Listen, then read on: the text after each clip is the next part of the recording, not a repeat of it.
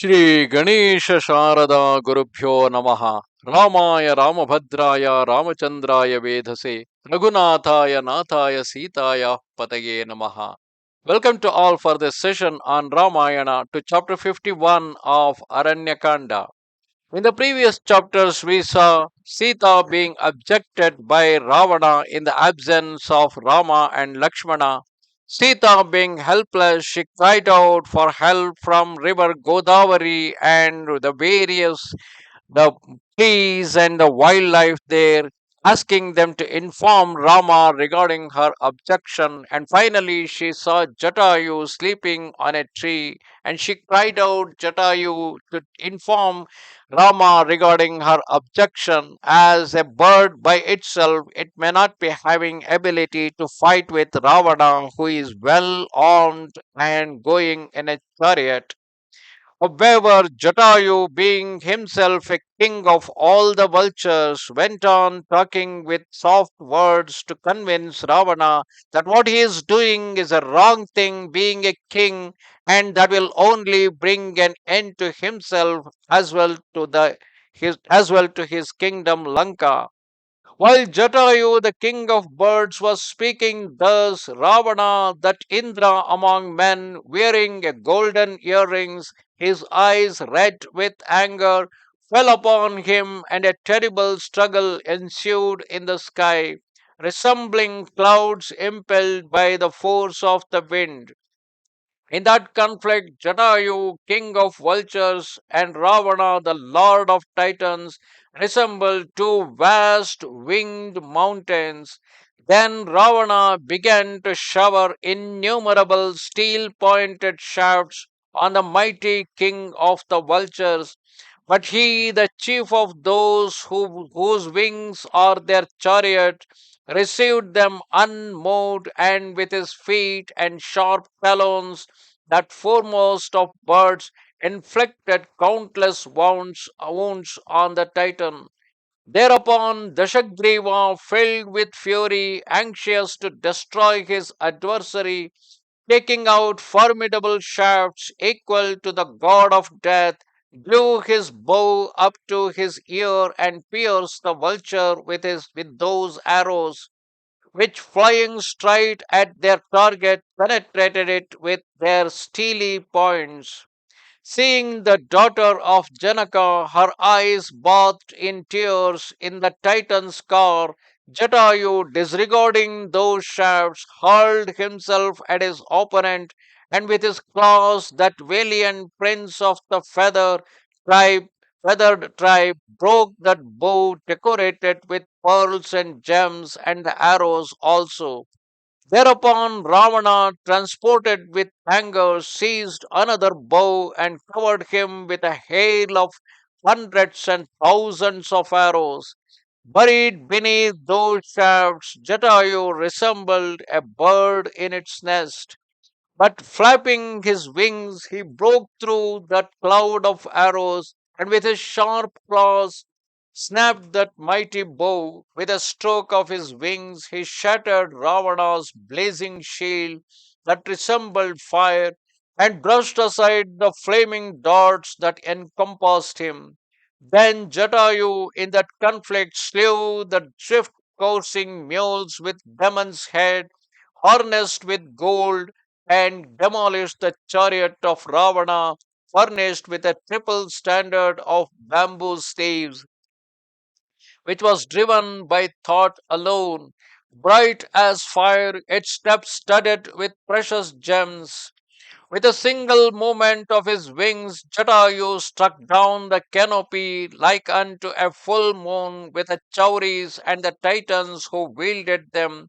His bow shattered, bereft of his chariot, horses, and charioteer. Ravana sprang to the ground, clasping Sita to his breast.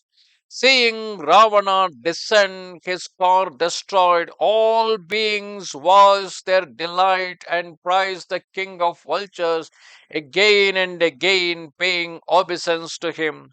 Ravana, however, perceiving that winged hero to be failing through exhaustion and age, greatly encouraged, rose high into the air, clasping the daughter of Janaka to him, though without a bow, his other weapons being broken in combat, possessing his sword alone, he clasped Janaki passionately to his breast. Then the king of the vultures darted towards him, barring his passage, and said to him, O insensate one, you are carrying away the beloved consort of Rama, radiant as lightning.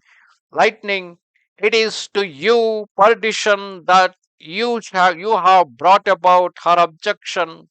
Like thirsty men drinking water, you are swallowing poison with your friends, kinsfolk, ministers, army, and people. Those who, through want of discrimination, fail to foresee the consequences of their acts will soon perish, as you too shall meet your end. Caught in the nose of death, where will you flee? You are like unto the fish that swallows the hook as well as the bait. Assuredly, those two invincible heroes, offspring of the house of Raghu, will not brook the violation of their domicile. The deed that you have basely committed will be denounced by the world as the path frequented by brigands is eschewed by honest people. If you are not a coward, fight, O Ravana, or pause an instant, and you shall lie dead on the earth, as did your brother Kara. Truly, you are engaged in that which will prove your destruction, as one on the brink of death commits an impious deed. Those actions leading to evil are not undertaken even by the Lord of creation, Swayambhu himself.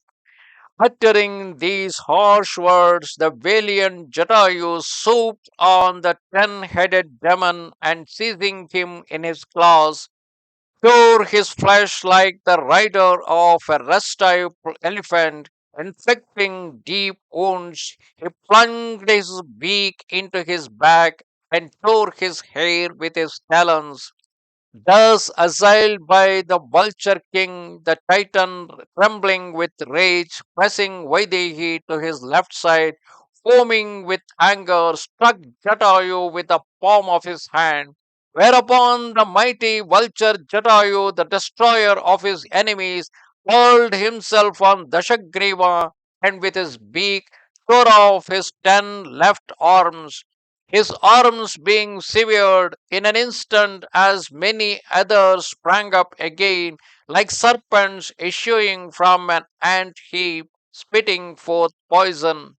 Then, in his anger, the mighty Dashagriva released Sita in order to beat off the king of the vultures with his fists and feet, and a mighty struggle arose between those two intrepid combatants, the chief of the Titans and the foremost of birds, until Ravana, drawing his sword, cut off the wings and fleet of Jatayu, piercing the side of that champion of Rama, the ranger of the skies, having surrendered the two wings of the king of vultures. Jatayu fell to the earth at the point of death, and seeing him on the ground, bathed in blood, Vaidehi, exceedingly distressed, darted towards him as to one of her own kin. Then the Lord of Lanka beheld that noble bird of exceeding prowess, with his yellow breast and plumage resembling a dark cloud lying on the earth like an extinguished torch. Whereupon the weeping Sita, daughter of Janaka, whose countenance was like unto the full moon, pressed that winged creature, victim of the wanton Ravana, to her breast. Thus ended chapter 51 of Aranya Kanda in Ramayana. Namaste Sharada Devi Kashmira Puravasini Twamaham Prarthaye Nityam Vidya Danancha Dehime. Goodbye.